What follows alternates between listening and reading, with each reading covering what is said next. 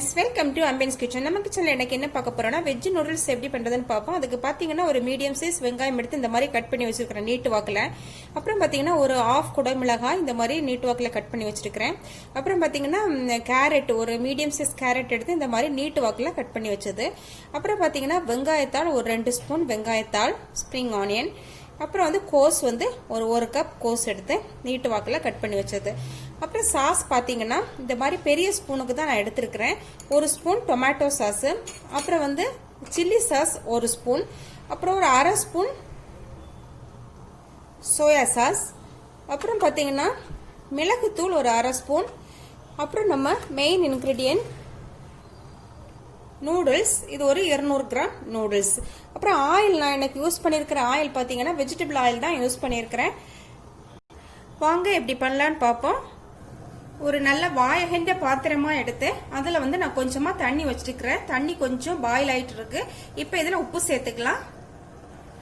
1 spoon எண்ணெய் சேர்த்துக்கலாம். இப்போ நல்லா கொதிச்சிடுச்சு. நம்ம எடுத்து வச்சிருக்கிற நூடுல்ஸை போட்டுக்கலாம்.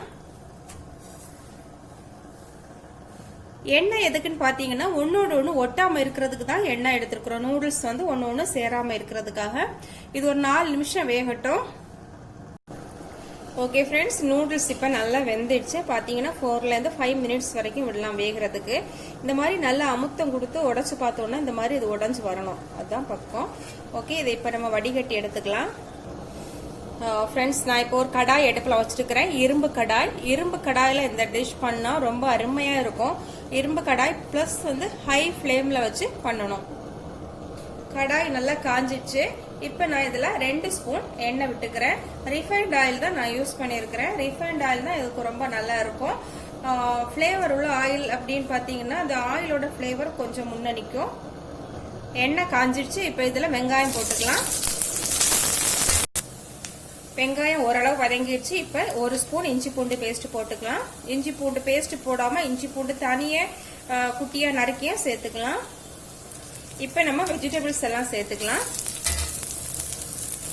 கோஸ், கேரட், குடை மிளகாய், அப்புறம் கொஞ்சமாக வெங்காயத்தாள் சேர்த்து நல்லா வதக்கி விட்டுக்கலாம். ஓரளவு வதங்கிட்டோம். ஜஸ்ட் ஒரு 3 to 4 மினிட்ஸ் வதக்கினா போதும். இப்போ நம்ம சாஸ் சேர்த்துக்கலாம். Chilli sauce 1 spoon, tomato sauce 1 spoon, soya sauce அரை ஸ்பூன். நல்லா கலந்து விட்டுக்கலாம். ஒரு அரை ஸ்பூன் உப்பு சேர்த்துக்கலாம். இப்போ நம்ம வடிகட்டி வச்ச நூடுல்ஸ் சேர்த்துக்கலாம். இப்போ நல்லா கலந்து விட்டுக்கலாம். பெப்பர் சேர்த்துக்கலாம். வெங்காயத்தாள் சேர்த்து இறக்கிக்கலாம். ரொம்பவே சூப்பரா சுவையா நமக்கு வெஜ் நூடுல்ஸ் ரெடி ஆயிடுச்சு. அப்படியே சுட சுட சாப்பிட்டா ரொம்ப அருமையா இருக்கும். ஓகே ஃப்ரெண்ட்ஸ், இந்த ரெசிபி உங்களுக்கு பிடிச்சிருந்தா ஆம்பியன்ஸ் கிச்சனை சப்ஸ்கிரைப் பண்ணுங்க, லைக் பண்ணுங்க, ஷேர் பண்ணுங்க, கமெண்ட் பண்ணுங்க. தேங்க்யூ.